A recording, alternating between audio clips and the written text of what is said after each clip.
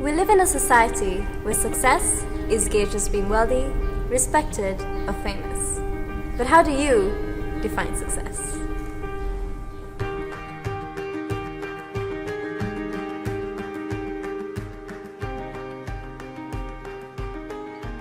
On this episode, we talk to a man of brilliance, a wordsmith who sought out his heart's deepest desire with fervent determination.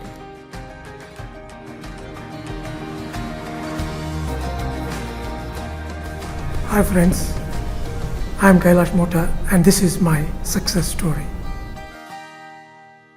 I was born in India and qualified as a chartered accountant, and life was good.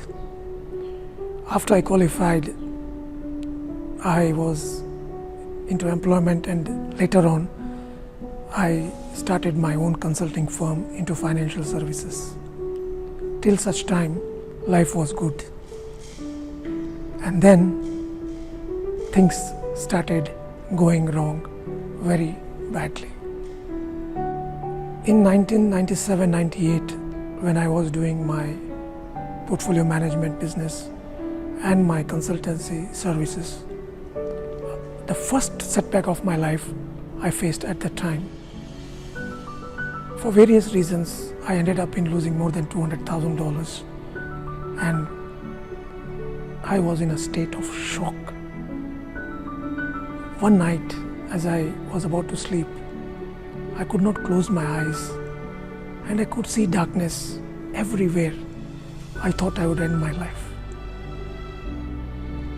I had a word with my wife Bhavna, who has been my strong backbone, and she told me that this is not the end. God has given you this problem so that you face it and overcome it. And she told me, give up the business, but do something where you can stand up, be proud of yourself, and come out of this. That was the point which I took to heart, and I decided that I should take up a job, and that's how I landed up in Kenya.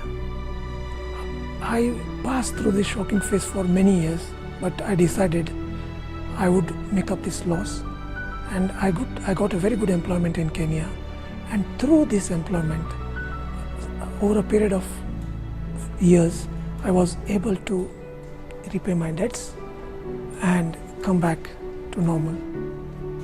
But during this period, another setback in 2001. I was just surfacing when I got the news of my parents passing away, both of them together in a span of 1 week.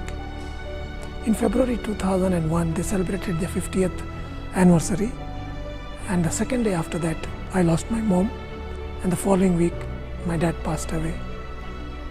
More than the financial loss, this was a shock which I could not bear, because after I left India, I have never seen my parents, and this, I was in a state of shock for many years, because every night when I slept, I used to dream about them, and the fact that I could not see them again, I could not digest it. But they say time is the best healer, and with time, I was able to cope up with life. 14 years lapsed. I was a successful head of finance in a very major company.